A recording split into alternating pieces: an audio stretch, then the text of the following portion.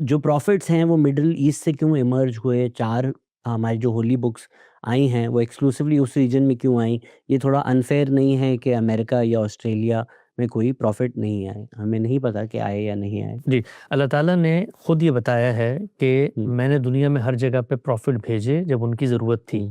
پھر اللہ تعالیٰ کی اسکیم میں ایک تبدیلی آئی، اور تبدیلی آنے کی ایک بڑی ریشنل وجہ ہے۔ اللہ تعالیٰ نے ہمیں یہاں امتحان کے لیے بھیجا ہے، یہ دارالامتحان ہے، دارالجزا نہیں ہے۔ دارالجزا کا مطلب یہاں پہ فیصلہ نہیں ہونا۔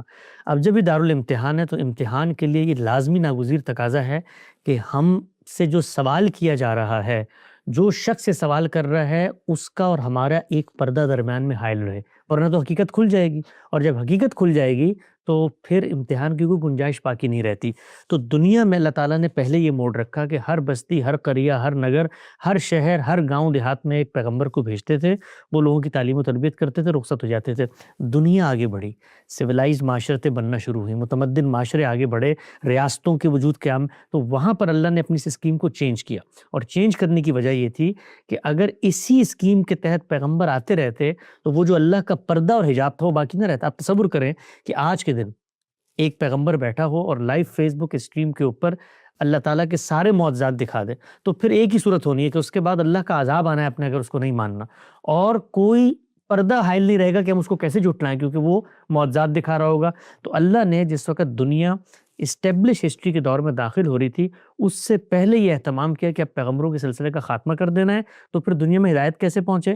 تو 4000 سال پہلے اللہ کی اسکیم میں تبدیلی آئی کہ انہوں نے دنیا کے وسط میں، جس کو آپ مڈل ایسٹ کہتے ہیں، جس کے بارے میں انہوں نے سوال پوچھا ہے، دنیا کے وسط میں 2 قوموں کو وہاں پر بٹھایا، ان کی تشکیل ہوئی، ان کی آباد کاری کی گئی، اور ان کو ایک ذمہ داری دی گئی کہ اب پیغمبر نہیں آئیں گے، جو کام پیغمبر کرتے ہیں وہ کام اب تم نے کرنا ہے۔ تو ایک قوم کی تشکیل ہوئی کنعان کے علاقے میں، بالکل وسط ہے دنیا کا، اور دوسری کی تشکیل ہوئی مکہ کے علاقے میں، جو بھی دنیا کا وسط بنتا ہے۔ ایک ہی پٹی کے اوپر یہ 2 علاقے ہیں۔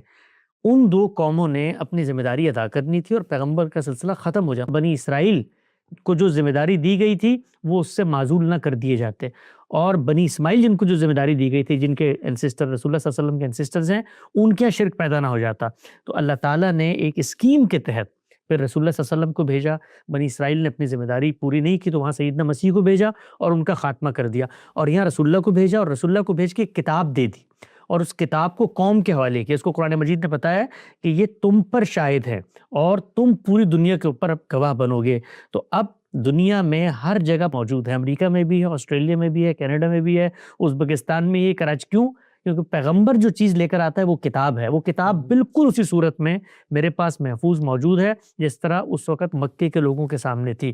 تو پیغمبر کے آنے کی کوئی ضرورت باقی نہیں رہی۔ پیغمبر جو کام کرتے ہیں وہ قوم کے سپرد کر دیا گیا۔ پیغمبر جو پیغام لے کر آتے ہیں وہ پیغام آج میرے ہاتھوں میں موجود ہے، اس لیے پیغمبر کے آنے کی کوئی ضرورت نہیں۔ اور مڈل ایسٹ میں جو اتنے زیادہ پیدر پہ پیغمبر آئے، اس کی وجہ یہ تھی کہ 2 قوموں کی تشکیل کرنی تھی، اس میں خاص کر اس لیے دیکھیں سیدنا ابراہیم کو امام الانبیاء کہا جاتا ہے، امام الرسول کہا جاتا ہے۔ یہ انہی کی آگے نسل ہے، بنی اسرائیل بھی، بنی اسماعیل بھی آپ ہی کے بیٹوں کی آگے نسل ہے۔ تو اس وجہ سے پھر ان کی قوم میں پیغمبر بھیجے گئے تاکہ وہ قوم کی تشکیل کریں اور پیغام قیامت تک قوم کے سپرد رہے۔